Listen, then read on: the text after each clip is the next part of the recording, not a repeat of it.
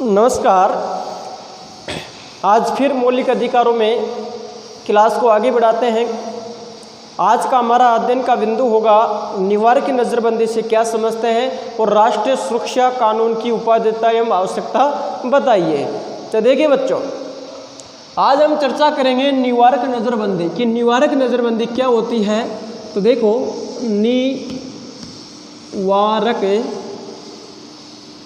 निवारक नज़रबंदी, आज हमारा अध्ययन का बिंदु क्या है? निवारक नज़रबंदी। देखिए निवारक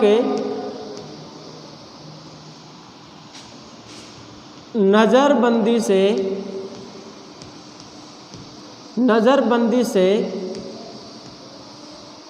तात्पर्य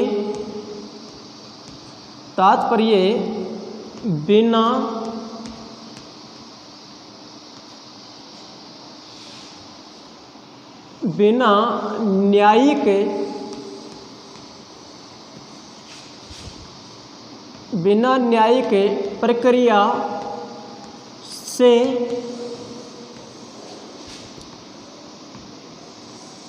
की गई निवारक नज़रबंदी से तात्पर्य बिना न्यायिक प्रक्रिया से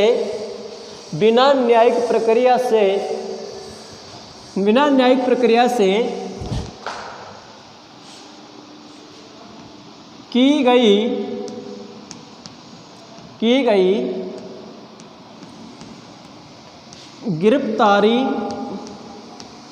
गई गिरफ्तारी से है। आगे बात आती है, बिना निवारक नज़रबंदी से तात्पर्य बिना न्यायिक प्रक्रिया से की गई गिरफ्तारी से है। देश के खतरे के आधार पर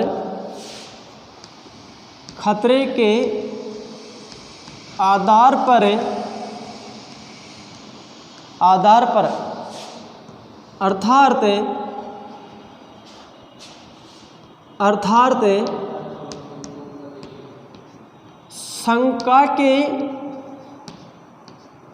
शंका के आधार पर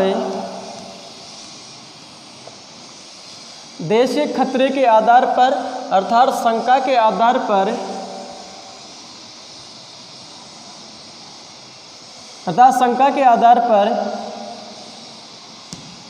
किसी भी व्यक्ति को गिरफ्तार करना।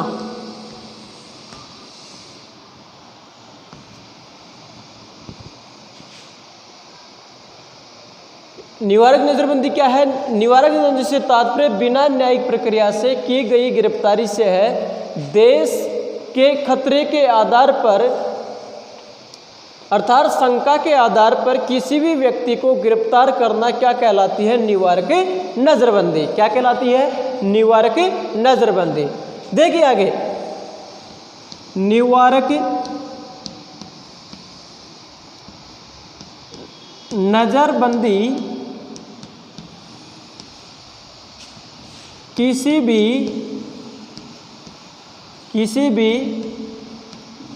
व्यक्ति को दंडित करने की प्रक्रिया नहीं है, बल्कि उससे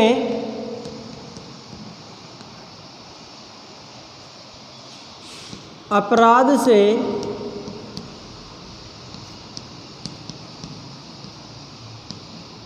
बचाने की व्यवस्था है। इस दौरान किसी भी व्यक्ति को 3 महीने से ज़्यादा 3 महीने से ज़्यादा गिरफ्तार नहीं रखा जा सकता, गिरफ्तार नहीं रखा जा सकता है। तो देखिए आज का हमारा बिंदु था निवारक नज़रबंदी से क्या समझते हैं। तो देखिए बच्चों, निवारक नज़रबंदी से तात्पर्य बिना न्यायिक प्रक्रिया से की गई गिरफ्तारी से है। कहने का मतलब बिना कोई अपराध किए हुए व्यक्ति को क्या कर लिया जाता है, गिरफ्तार कर लिया जाता है। गिरफ्तार किसको किया जाता है कि मान लीजिए सरकार जो प्रशासनिक व्यवस्था वाले लोग हैं उनको किसी व्यक्ति पर संदेह हो जाए कि इस व्यक्ति से देश को क्या है, खतरा है, क्या है, खतरा है, तो उसको शंका के आधार पर क्या कर लिया जाता है, गिरफ्तार कर लिया जाता है कि ये व्यक्ति देश की सुरक्षा को खतरा पहुंचा सकता है और या इससे देश की सुरक्षा को खतरा है, या कोई ये ऐसा गलत कार्य कर सकता है जिससे ये समाज के लोगों का जीवन संकट में डाल सकता है, या तो उसको शंका के आधार पर क्या कर लिया जाता है, गिरफ्तार कर लिया जाता है। इसे क्या कहा जाता है, निवारक नज़रबंदी। तो निवारक नज़रबंदी क्या है, निवारक नज़रबंदी से तात्पर्य बिना न्यायिक प्रक्रिया से की गई गिरफ्तारी से है जिसमें देश के खतरे के आधार पर अर्थात शंका के आधार पर किसी भी व्यक्ति को गिरफ्तार कर लिया जाता है। इसे क्या कहा जाता है, निवारक नज़रबंदी।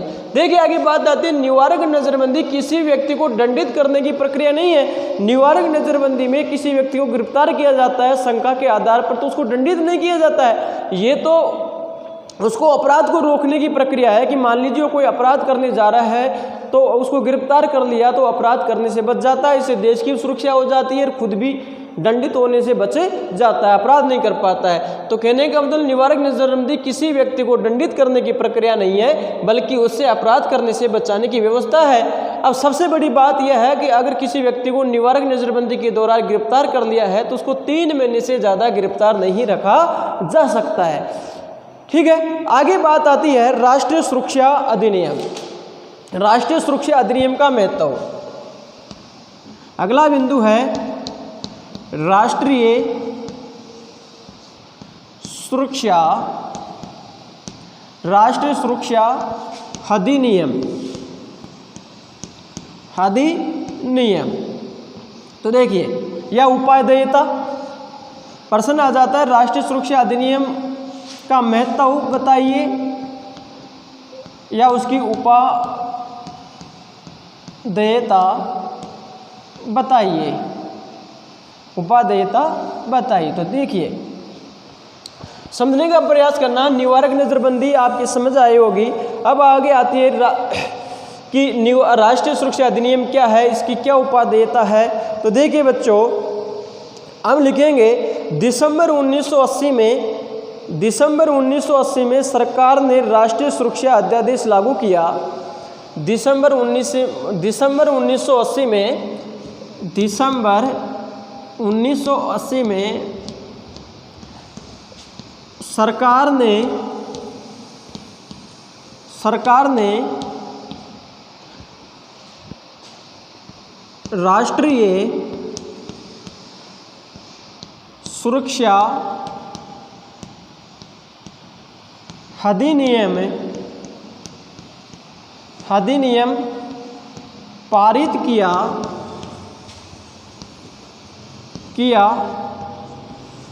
जो बाद में कानून बन गया। इस अधिनियम का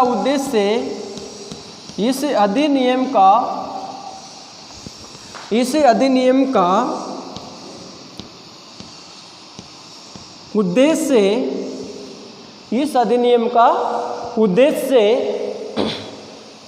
क्या है, देखिए इस अधिनियम का उद्देश्य सांप्रदायिक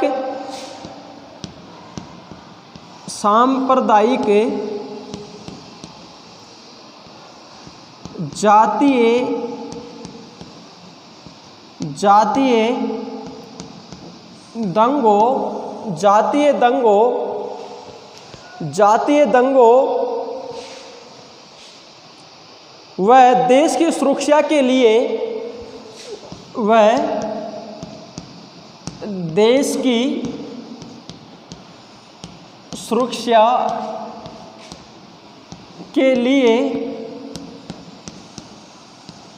खतरनाक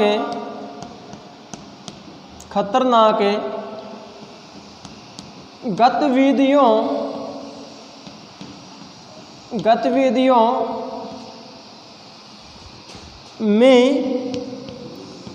शामिल व्यक्तियों को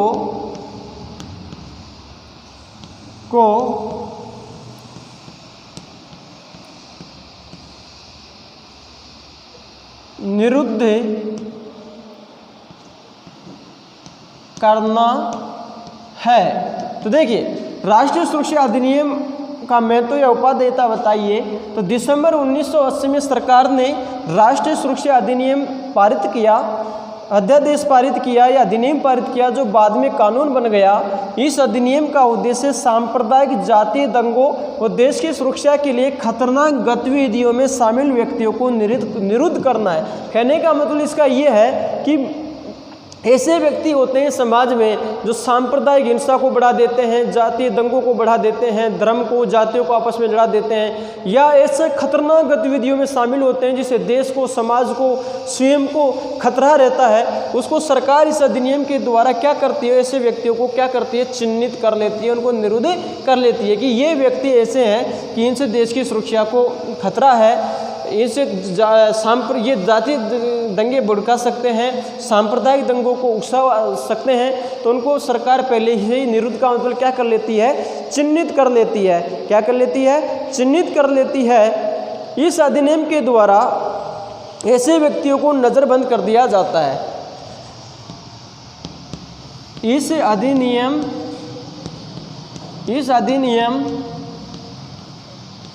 द्वारा ऐसे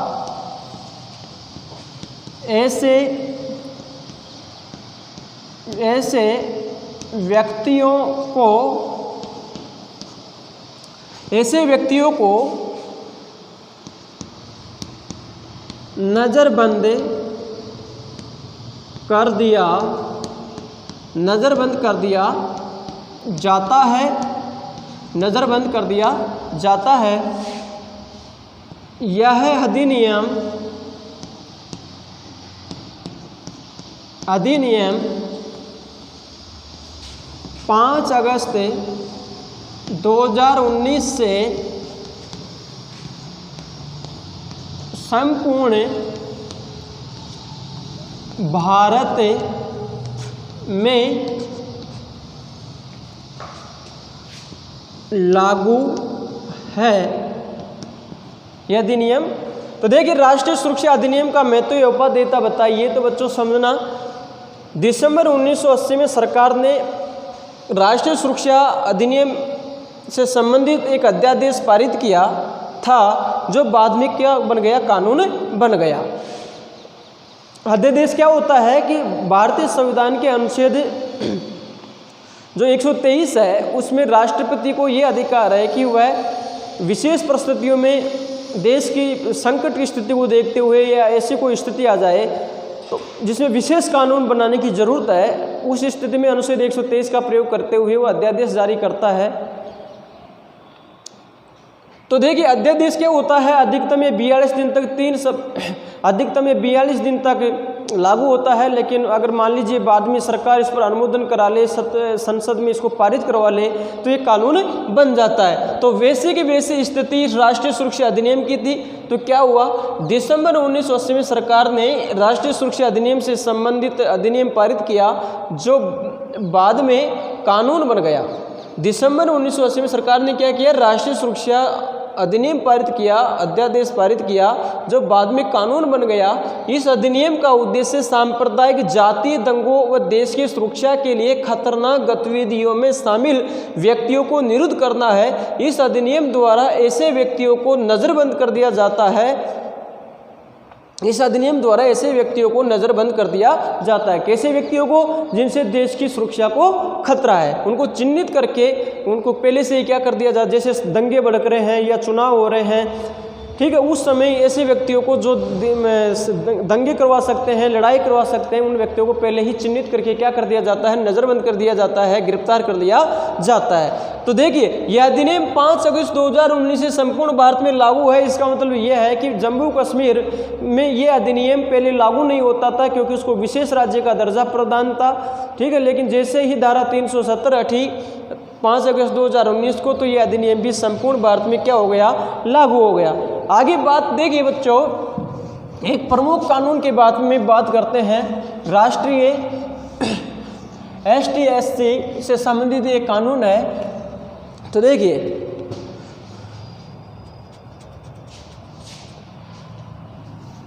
SC/ST जनजाति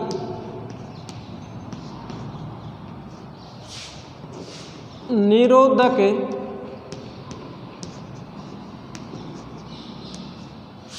अधिनियम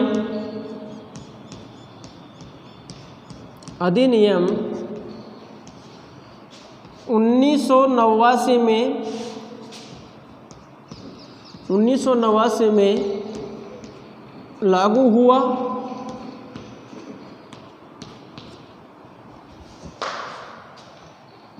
यह अधिनियम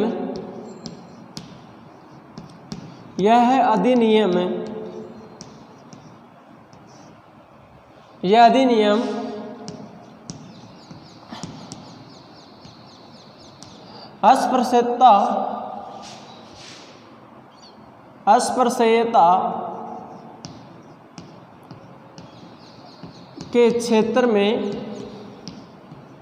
के क्षेत्र में महत्वपूर्ण कदम है। कहने का मतलब यह है कि SC schedule caste, ST schedule tribe, अनुसूचित जनजाति निरोधक अधिनियम 1989 में लागू हुआ। ये प्रश्न पूछ भी लिया गया है कि अनुसूचित जनजाति निरोधक अधिनियम कब लागू हुआ था? 1989 में। यह अधिनियम अस्पृश्यता के क्षेत्र में महत्वपूर्ण कदम है। इसका मतलब यह है कि अगर SC और ST के लोगों के साथ जो छुआछूत की जाएगी, तो लोगों के द्वारा, उच्च जातियों के लोगों के द्वारा, तो सरकार तुरंत इस एक्ट के तहत कार्रवाई करेगी और उनको गिरफ्तार कर लेगी। अगला एक और महत्वपूर्ण बिंदु है, ध्यान से समझना। राष्ट्रीय सुरक्षा कानून की श्रेणी का राष्ट्रीय सुरक्षा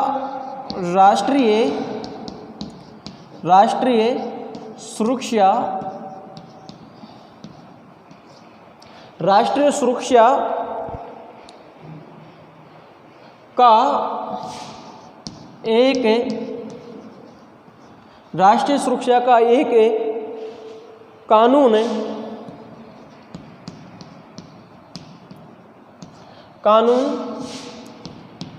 विदेशी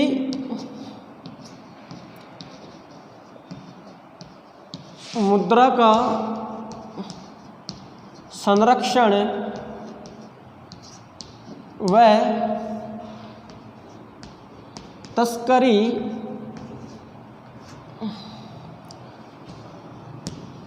तस्करी अधिनियम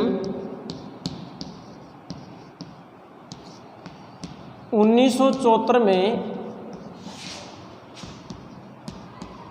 लागू हुआ था।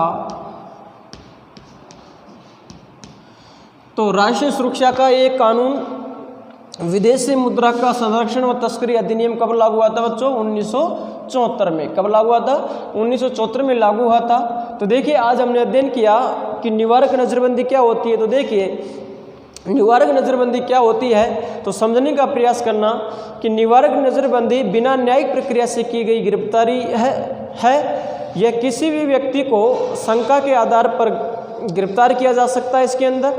और ये किसी व्यक्ति को दंडित करने की नहीं बल्कि उसको अपराध करने से रोकने की व्यवस्था है। और निवारक नज़रबंदी में 3 महीने से ज़्यादा किसी व्यक्ति को गिरफ्तार नहीं रखा जा सकता। उसके बाद में हमने अध्ययन किया कि राष्ट्रीय सुरक्षा अधिनियम क्या है या उसका महत्व उपादेयता बताइए।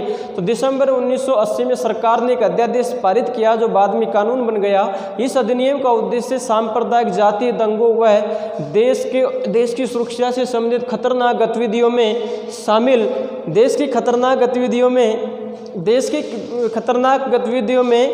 शामिल व्यक्तियों को निरुद्ध करना इसका उद्देश्य है। ये अधिनियम जो देश को सुरक्षा पहुंचाते हैं उन व्यक्तियों को निरुद्ध करके उनको नज़रबंद करने का प्रावधान करता है। 5 अगस्त 2019 से पहले अधिनियम संपूर्ण भारत में लागू नहीं होता था, लेकिन धारा 370 हटने के बाद इस भारत के संपूर्ण राज्य में लागू होता है। आगे बात आती है SC ST जनजाति निरोध अधिनियम कब लागू हुआ? 1989 में लागू हुआ।